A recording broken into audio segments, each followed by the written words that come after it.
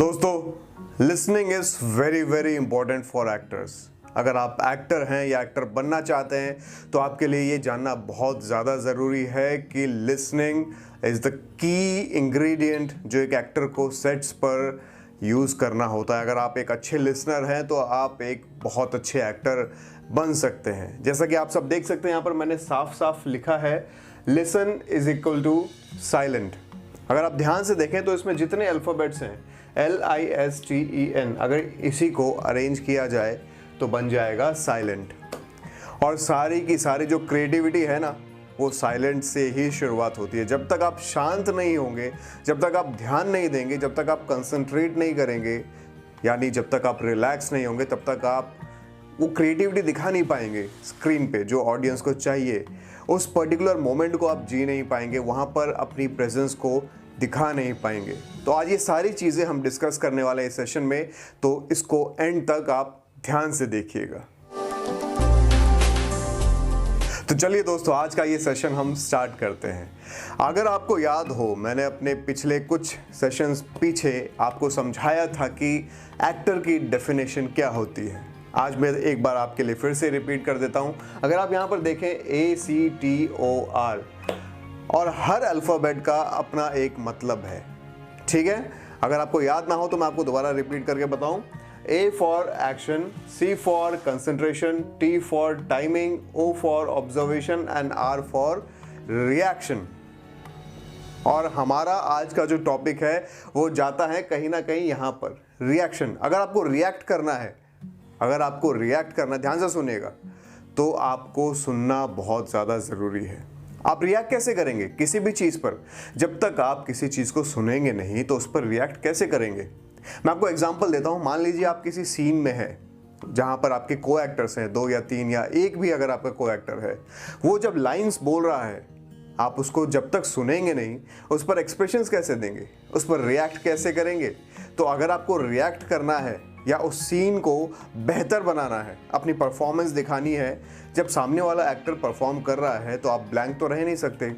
अब मान लीजिए सामने वाला एक्टर कुछ परफॉर्म कर रहा है और मैं ऐसे तो नहीं रह सकता, वो कुछ ना कुछ बोल रहा होगा और मैं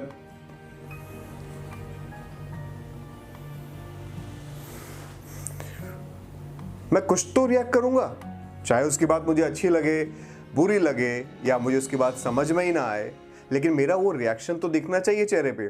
तो यही आज हमारा टॉपिक है, listening is the most important part in acting for an actor. तो आइए एक एक करके हम सारे एस्पेक्ट को देखें और समझने की कोशिश करें कि कहाँ कहाँ पर एक एक्टर के लिए लिसनिंग की ज़रूरत होती है। तो जैसा कि आप यहाँ देख सकते हैं, मैंने आपको ऑलरेडी एक्सप्लेन कर दिया है, to react and to be present. किसी भी सिचुएशन में जहां पर कोई भी एक सीन चल रहा है, मान लीजिए, जैसा मैंने आपको बताया, जब तक आप वहां पर प्रेजेंट नहीं होंगे, यानी उस आपके जो को एक्टर्स हैं, वो जो लाइंस बोल रहे हैं, वो जो डायलॉग्स बोल रहे हैं, वहां पर आपको प्रेजेंट रहना है, उनकी बातों पर आपको रिएक्ट करना है, आपको लुक देना है, आपको समझना है वो लोग क्या बोल रहे हैं। और जब तक आप रिएक्ट नहीं करेंगे तब तक वो लाइवली दिखेगा नहीं, वहाँ पर ऐसा लगेगा कि आप वहाँ पर प्रेजेंट ही नहीं है। आपको प्रेजेंट रहने के लिए रिएक्ट करना पड़ेगा, ठीक है दोस्तों। अब हम बात करते हैं बिल्डिंग रिलेशनशिप्स। तो जैसा कि अभी हम सीन की बात कर रहे हैं, जहां पर मान लीजिए उस सीन में आपके कई सारे फैमिली मेंबर्स हैं, आपका ब्रदर है, वहाँ पर आपकी सिस्टर है, आपकी वाइफ है, तो उनसे आपका जो रिलेशन आप दिखाना चाहते हैं स्क्रीन पर, जो भी सीन में जो भी डायलॉग्स हैं, जब वो लाइंस आ रही हैं आपके जो को एक्टर्स हैं उनकी तरफ से, और आप उनके लाइंस पर रिएक्ट कर रहे हैं, फिर आप लाइंस बोल रहे हैं और सामने वाले जो को एक्टर्स हैं वो रिएक्ट कर रहे हैं, तो कहीं ना कहीं एक रिलेशन दिखाई देता है स्क्रीन पर। हमें समझ में आता है कि इनके बीच में कोई बातचीत हो रही है, इनके बीच में कोई ना कोई एक रिलेशन है। अगर वहीं पर मान लीजिए कि आप एज एन एक्टर काम कर रहे हैं, आप अपनी लाइंस बोल रहे हैं, लेकिन आपका जो को एक्टर है वो रिएक्ट ही नहीं कर रहा, तो कहां से वो रिलेशन दिखाई देगा? रिलेशन को जस्टिफाई करने के लिए दोनों एक्टर्स के बीच में एक्शन और रिएक्शन होना चाहिए। जैसे कि मैंने आपको बताया था, सबसे इंपॉर्टेंट चीजें होती हैं फर्स्ट लेटर और आखिरी का जो ये लेटर है, अल्फाबेट जो आप देख रहे हैं, एक्शन और रिएक्शन। जब तक ये दो चीजें नहीं होंगी, एक्टिंग आपकी दिखाई नहीं देगी स्क्रीन पे। अब हम बात करते हैं, जो हमारा सबसे इंपॉर्टेंट पॉइंट है वो है to understand the director's point of view.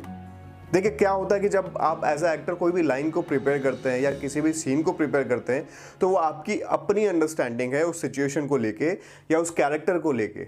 Even जब आप ऑडिशंस देने जाएंगे, वहाँ पर भी बहुत ज़रूरी है कि आप कास्टिंग डायरेक्टर से बातचीत करें, उनसे समझने की कोशिश करें कि आपका कैरेक्टर है क्या, और जैसी वो गाइडलाइंस देंगे आपको उसके हिसाब से प्रिपेयर करना है उस कैरेक्टर को। इवन जब आप शूटिंग सेट्स पर हैं, वहाँ पर जो आपको लाइंस दी गई हैं, अधिकतर ऐसा होता है कि हम चीज़ों को एग्जैक्टली समझ नहीं पाते, क्योंकि वो जो पॉइंट ऑफ व्यू है वो डायरेक्टर का है, वो डायरेक्टर का विजन है। तो आपको ये समझना होगा कि डायरेक्टर आपसे क्या करवाना चाहते हैं। एग्जैक्टली उनसे आप बात करिए, डिस्कस करिए कि सर इस वाले सीन को क्या मैं इस तरीके से कर सकता हूँ। आप 2-3 एग्जाम्पल दीजिए उनको, उनसे बातचीत करिए। फिर वो जो बताएंगे आप उनको ध्यान से सुनिए, उनकी एक एक वर्ड को, एक एक सेंटेंस को ध्यान से सुनिए। इससे आपको बहुत ज़्यादा हेल्प मिलेगी कि डायरेक्टर आपसे आखिरकार वो चाहते क्या हैं, ये जानना बहुत ज़्यादा ज़रूरी है। चाहे वो कास्टिंग डायरेक्टर हो या चाहे आपकी फिल्म के या टीवी के जो सेट के जो डायरेक्टर हैं, उनसे आपका रिलेशन होना चाहिए, उनसे आपकी बातचीत होती रहनी चाहिए, और वो जो भी बोले वो सब कुछ आपको ध्यान से सुनना है। तब जाकर के आपकी जो परफॉर्मेंस है वो एग्जैक्टली स्क्रिप्ट के हिसाब से आ पाएगी। अदरवाइज उनके दिमाग में कुछ और चलेगा और आपके दिमाग में कुछ और चलेगा। तो इवन जो डायरेक्टर्स जो होते हैं वो हमेशा उनको ज़्यादा प्रेफर करते हैं जो सुनते हैं। कई बार एटीट्यूड में आर्टिस्ट लोगों के सुनते नहीं हैं, लोग जो मैसेज उनको दिया जा रहा है वो उसको ठीक से लेते नहीं है उस मैसेज को। तो इससे दोनों के बीच में काफ़ी डिफरेंसेस होते हैं, एक्टर और डायरेक्टर के बीच में, और इसका भुगतान जो है पूरे यूनिट को करना पड़ता है। काफ़ी ज़्यादा वक्त लग जाता है एक एक सीन को करने में। लेकिन अगर वो जो समझा रहे हैं आप उसको गिव एंड टेक फटाफट अगर आप समझ रहे हैं और उस हिसाब से आप रिएक्ट कर रहे हैं और परफॉर्म कर रहे हैं, तो आपका सीन बहुत ईजिली और बहुत अच्छे से होगा। मैं आपको अंदर की बात बता रहा हूँ कि जितने भी डायरेक्टर और प्रोड्यूसर्स होते हैं वो हमेशा उसी आर्टिस्ट को प्रेफर करते हैं जो सुनते हैं, जो एक अच्छे लिसनर होते हैं। इसलिए अगर आपको इंडस्ट्री में काम करना है तो आपको ये चीज़ें फॉलो करनी होंगी। और सबसे important cheese, listening is very very important for any actor. तो दोस्तों आज के लिए इतना ही। मिलता हूँ बहुत जल्द आपसे अपनी अगली वीडियो में। तब तक आप सब अपना ख्याल रखिएगा और अपने परिवार का भी।